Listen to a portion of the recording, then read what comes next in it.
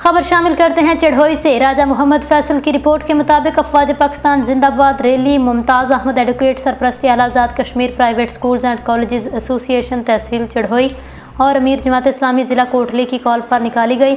Rally में MD modern higher secondary school Barnam के MD Daniyal Mirza और उनका जुमला staff Syed Munazir Hussain Shah Bukhari, MD sir Syed public high school Barnam और उनका जुमला staff Mumtaz Ahmed advocate, MD Arqam educational system Charhoi और तीनों दराजात के तलबा तालिबात ने भरपूर शिरकत की। लावाजी अंजमन ताजरान बरनाम के सदर हाजी मोहम्मद रफ़ीक, जनरल सेक्रेटरी बाबर हुसैन और ताजर सोसाइटी के अलावा अहलियान बरनाम के मुअज़्ज़ज़ीन ने कसीर तादाद में शिरकत की। स्कूल्स के तलबा ने अफवाज पाकिस्तान जिंदाबाद, कश्मीर की आज़ादी तक जंग रहेगी, भारत की बर्बादी तक जंग रहेगी के नारों से बरनाम के गिरदोनवा से गूंज उठा।